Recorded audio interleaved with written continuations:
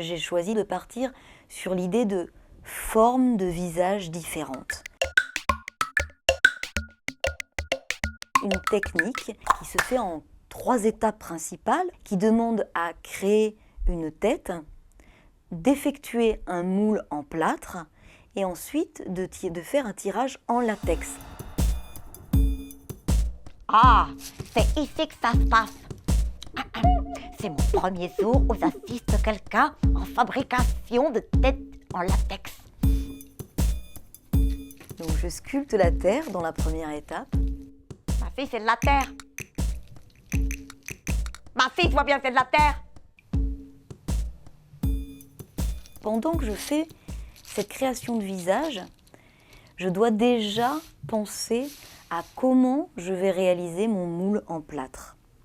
Pourquoi ? Parce que si je crée trop de relief qui comporterait des creux, des trous, je ne vais pas faciliter le démoulage du plâtre.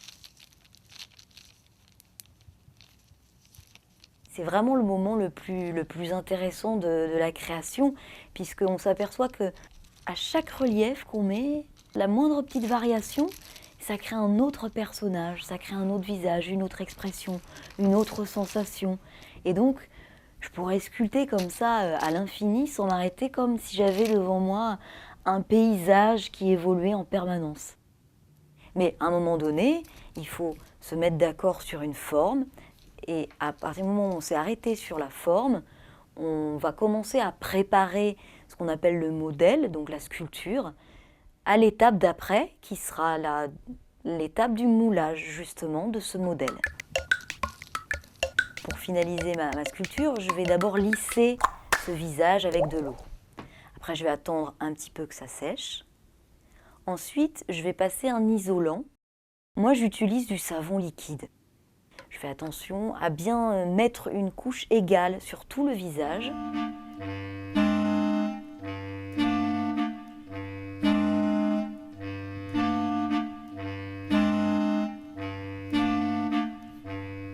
Et pendant que j'attends que ça sèche, je vais fabriquer un petit muret que je disposerai autour de la tête sculptée du modèle. Une fois que j'ai fait ça, je reprends mon pinceau avec mon savon, qui est l'isolant, et je vais l'appliquer partout le long des planches.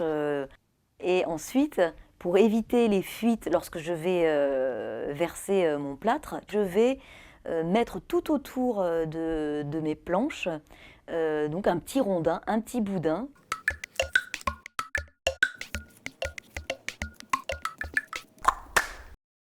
Après, pareil, j'attends que ça sèche, mais j'attends pas comme ça oisivement, puisque pendant ce temps-là, je vais préparer mon plâtre.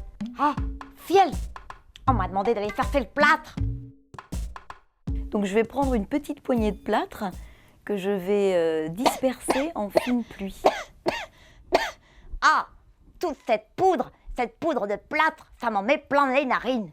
Et il faut que je mette mes mains dedans et je gâche le plâtre. Et donc là, il faut attendre que le plâtre prenne. Et je vais tout de suite préparer les bandes plâtrées. Bon, là, le plâtre est bon. Ah oui, d'accord, oui, c'est bon, c'est sec, oui, vite, il faut se dépêcher, vite, vite, le plâtre va prendre. Je vais tout de suite le verser sur la terre. Il faut vite tout verser, vite, oui, d'accord, je me calme, je sais que c'est pas moi qui le fais.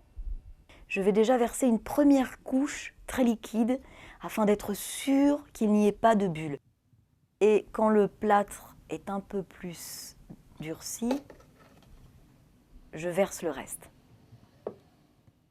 Ensuite, je vais prendre mes bandes plâtrées et je vais couvrir le tout. Ça, c'est pour pouvoir faire en sorte de bien rigidifier la première couche de plâtre. Voilà.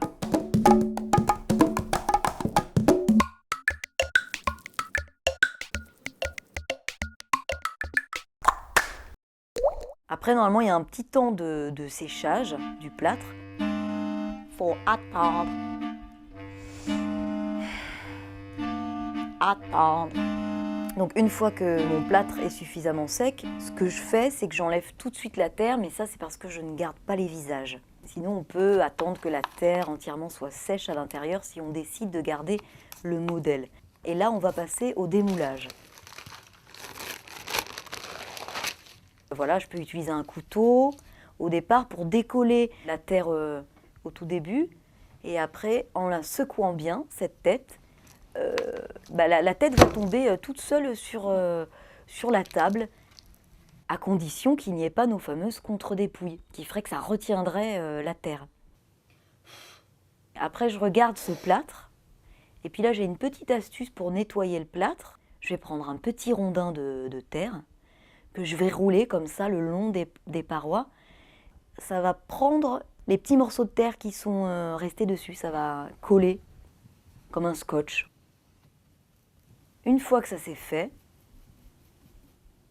pendant que ça sèche, je vais préparer le latex. Oh, ciel! On m'a demandé d'aller chercher le latex! Alors le latex, pour le préparer, j'ai envie de le colorer un petit peu. Je mélange le latex à la couleur en acrylique que j'ai préparée et après que je vais mélanger à tout le restant de latex que j'ai.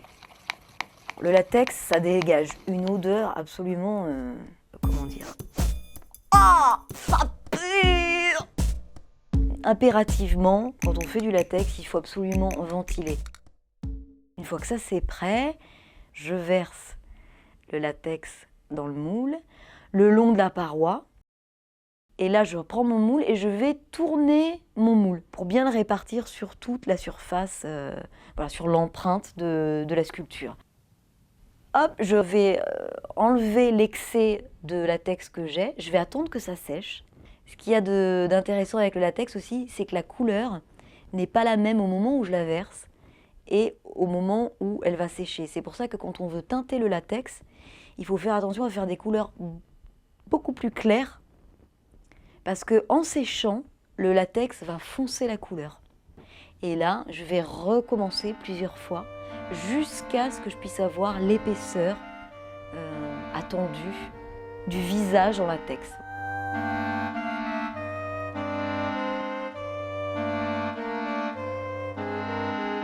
Bah, combien de temps ça va mettre pour sécher?